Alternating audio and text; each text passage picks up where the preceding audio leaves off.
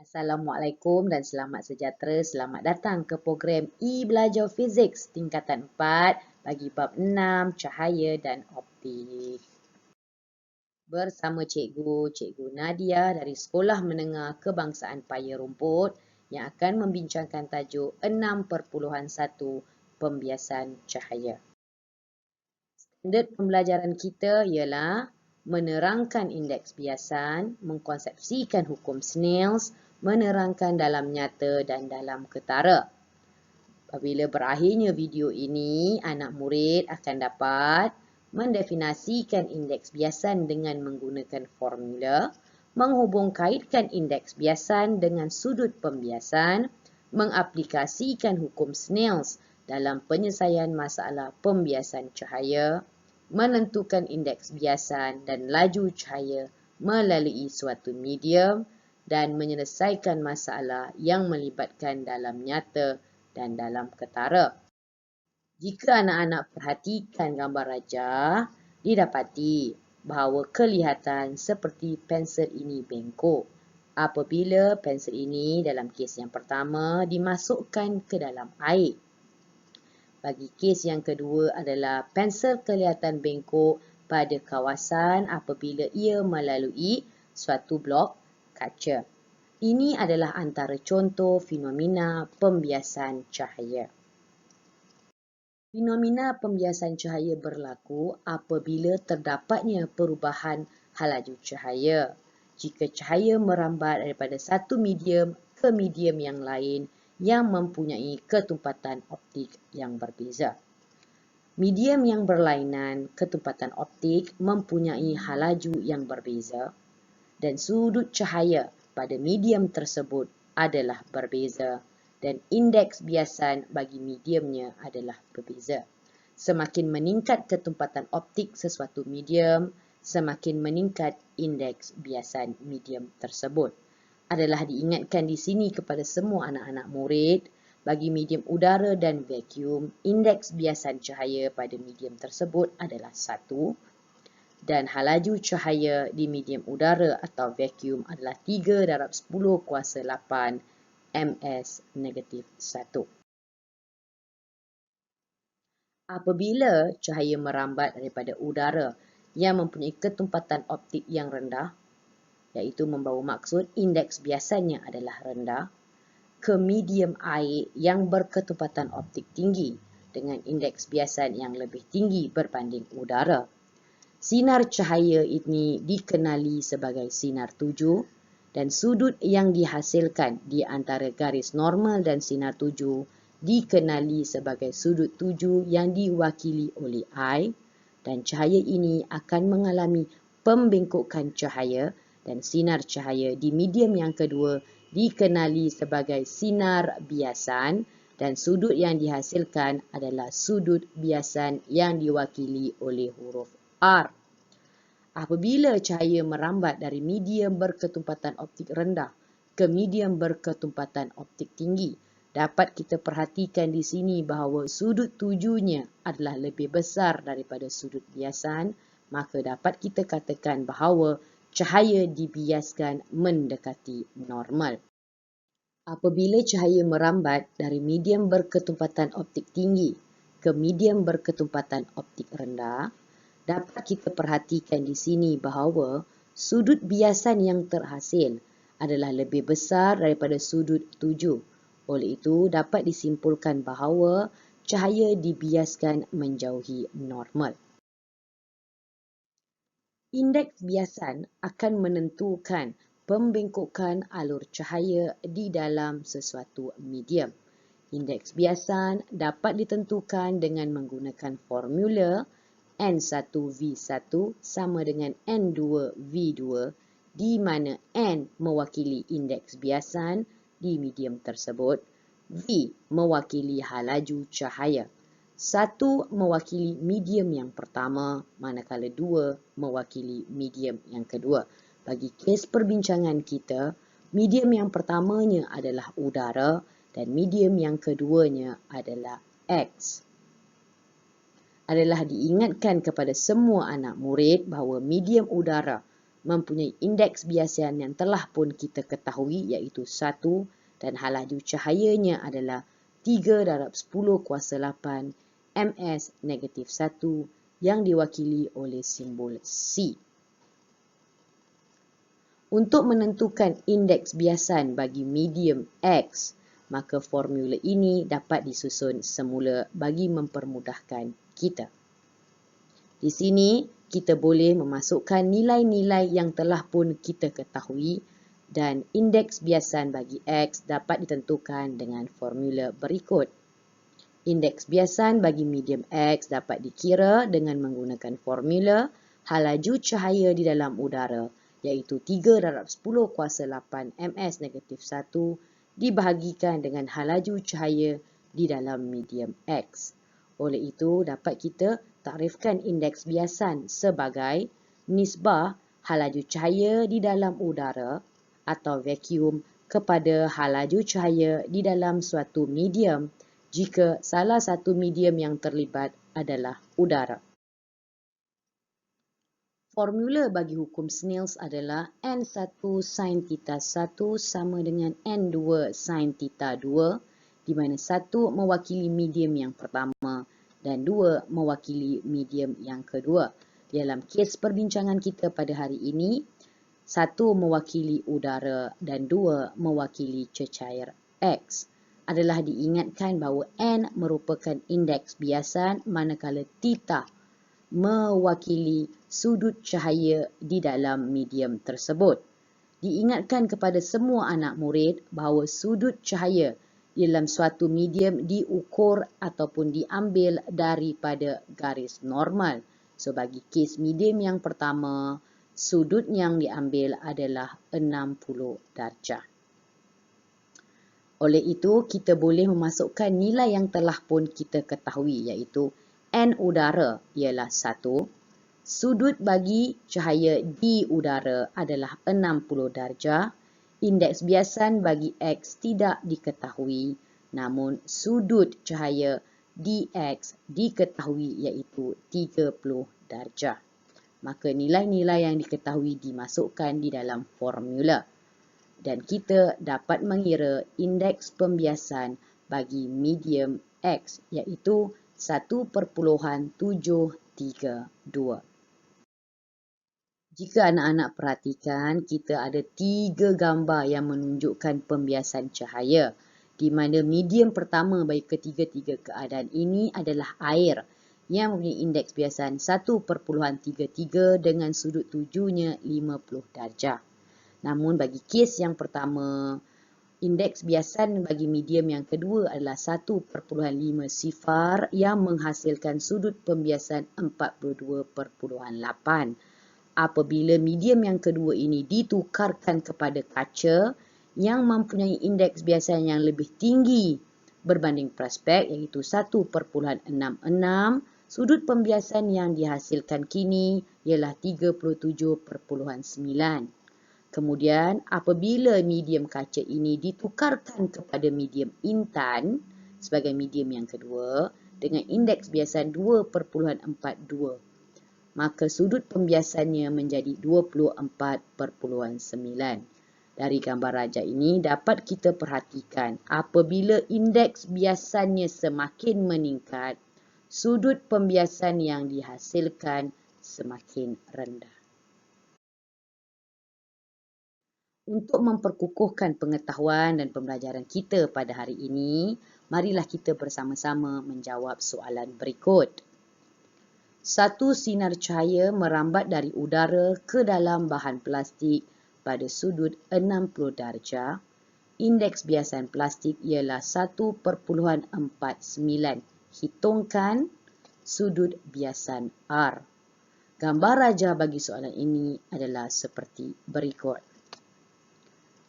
Cahaya merambat dari udara pada sudut 60 darjah. Diingatkan bahawa sudut 60 darjah ini dilukis dan diukur daripada garis normal. Bergerak ke medium plastik. Mana sudut pembiasannya juga mestilah sudut yang diukur daripada garis normal ke sinar biasan. Mula hukum Snells, iaitu N1 sin theta 1 sama dengan N2 sin theta 2. Dalam kes ini, medium yang pertamanya adalah udara dan medium yang keduanya adalah plastik. N mewakili indeks biasan dan seperti telah pun kita ketahui, indeks biasan bagi udara adalah 1. Theta mewakili sudut cahaya di medium yang pertama iaitu udara yang diukur daripada garis normal ke sinar tuju iaitu 60 darjah. N2 adalah indeks biasan medium yang kedua iaitu plastik di mana telah pun diberikan dalam soalan iaitu 1.49. Manakala theta yang kedua, sudut cahaya di medium yang kedua adalah sudut pembiasan yang ingin kita ketahui. Maka nilai-nilai yang diketahui dimasukkan ke dalam formula dan soalan ini diselesaikan seperti berikut. Sudut pembiasan R adalah 35.53 darjah. Okey, kini kita akan menyambung untuk mengira kelajuan cahaya di dalam plastik. Untuk menentukan kelajuan cahaya di dalam plastik, kita akan menggunakan formula indeks biasan, iaitu N sama dengan halaju cahaya dalam udara bahagi halaju cahaya di dalam medium yang dikehendaki. Bagi kes ini, medium yang dikehendaki adalah plastik. Pemilihan formula ini adalah kerana salah satu medium yang kita gunakan di sini adalah udara dan yang kedua, apa yang kita nak tentukan adalah halaju cahaya. N sama dengan C bahagi V di mana N mewakili indeks biasan bagi medium yang dikehendaki iaitu plastik. C adalah halaju cahaya di dalam udara, manakala V adalah halaju cahaya dalam medium yang dikehendaki iaitu plastik. Nilai-nilai yang diketahui dimasukkan di dalam formula. Indeks biasan bagi plastik adalah 1.49 dan halaju cahaya adalah 3/10⁸ meter per saat. Dan penyelesaian bagi pengiraan halaju cahaya dalam plastik diselesaikan. Ia dapat diringkaskan seperti berikut. Soalan yang seterusnya. Rajah menunjukkan satu sinar cahaya merambat dari udara ke dalam medium X yang indeks biasanya ialah 1.732. Hitungkan kelajuan cahaya dalam medium X. Ini adalah rajah yang terlibat. Kita ingin mencari kelajuan cahaya dalam medium X. Oleh itu, kita akan menggunakan formula indeks biasan di mana N sama dengan halaju cahaya dalam udara dibahagikan halaju cahaya di dalam medium yang dikehendaki iaitu X. Dengan menggunakan formula, indeks biasan sama dengan halaju cahaya di dalam udara dibahagikan dengan halaju cahaya di dalam medium. Di sini, indeks biasan ialah 1.732 dan halaju cahaya di dalam udara adalah 3/10⁸ meter per saat. Maka dimasukkan nilai-nilai yang telah diketahui. Halaju cahaya di dalam medium X dapat ditentukan dan diringkaskan seperti berikut. Mengapa kita seringkali melihat ikan seperti berada di permukaan air sedangkan kita tahu bahawa ikan sebenarnya jauh di dalam permukaan air? Ini adalah kerana fenomena pembiasan cahaya. Cahaya daripada objek iaitu ikan merambat dan masuk ke mata kita daripada medium berketumpatan optik tinggi iaitu air ke medium berketumpatan optik rendah. Oleh itu, sudut pembiasan yang terhasil adalah lebih besar daripada sudut tuju yang diberikan. Jika kita melukis daripada mulut ialah titik kita, maka sudut pembiasan yang dihasilkan adalah seperti berikut, maka sinar biasanya dipanjangkan. Kita haruslah mencari sudut tuju yang kedua untuk membolehkan persilangan berlaku.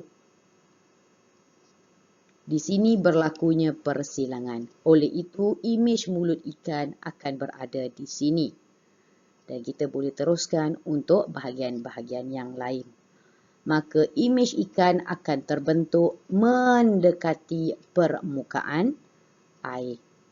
Ini yang kita kenali sebagai dalam ketara yang diberikan oleh simbol H kecil. Manakala H besar iaitu daripada ikan sebenar ke permukaan air dikenali sebagai dalam yang nyata. Indeks biasan dapat ditentukan dengan menggunakan formula dalam nyata bahagi dalam ketara. Adalah diingatkan kepada semua anak murid dalam nyata dan dalam ketara diukur daripada permukaan air. Marilah kita bersama-sama untuk menyelesaikan soalan ini. Jika kedalaman ikan ialah 4 meter dan indeks biasan air adalah 1.33, hitungkan dalam ketara ikan itu. Dengan menggunakan formula indeks biasan sama dengan dalam nyata bahagi dalam ketara, kita akan menyelesaikan soalan ini. Ini adalah maklumat-maklumat yang telah pun kita ketahui daripada soalan berikut. Maka nilai-nilai yang diketahui dimasukkan ke dalam persamaan dan penyelesaian dilakukan dalam ketara ikan itu adalah 3.008 meter. Soalan yang seterusnya ialah, apabila sekeping shilling diperhatikan di dalam sebuah bika yang mengandungi suatu larutan. Okey, imej shillings adalah pada ketinggian yang sama dengan 2/7 kedalaman larutan itu. Berapakah indeks biasan larutan tersebut? Seperti yang telah saya maklumkan, ini adalah kedalaman larutan di mana diukur daripada permukaan larutan hingga ke dasar. Manakala ketinggian membawa maksud, ukuran itu bermula dari dasar ke titik yang dikehendaki. Yang dimaklumkan adalah 2/7 dalam larutan itu yang diwakili oleh simbol H. So, marilah kita selesaikan soalan ini. Seperti yang kita ketahui, formula yang akan digunakan adalah formula N iaitu indeks biasan sama dengan dalam nyata bahagi dalam ketara. Walau bagaimanapun adalah diingatkan dalam ketara diukur daripada permukaan ke imej objek. Dalam kes ini adalah imej duit shilling. Yang diberikan ini adalah ketinggiannya. Maka kita perlu mencari dalam ketara bagi imej shilling. Ia ditentukan dengan menggunakan kaedah berikut. Kedalaman ketara adalah H, iaitu dalam nyata ataupun kedalaman larutan ditolakkan dengan ketinggian diberikan dalam soalan, iaitu 2/7 H. Nilai yang diperolehi adalah 5/7 H. Maka indeks biasan bagi larutan ini dapat ditentukan dengan memasukkan nilai yang diketahui, iaitu dalam nyatanya diwakili oleh huruf H dan dalam ketaranya diwakili oleh 5/7 H. Dan penyelesaian bagi indeks biasan larutan dilakukan dan nilai yang diperolehi adalah 1/4. Dengan berakhirnya soalan ini, maka berakhirlah tajuk kita bagi 6.1 pembiasan cahaya. Cikgu harapkan dengan perkongsian dan perbincangan kita pada hari ini dapat membantu anda semua memahami 6.1 pembiasan cahaya dengan lebih baik. Sehingga kita berjumpa lagi dengan video-video yang lain. Assalamualaikum. Terima kasih.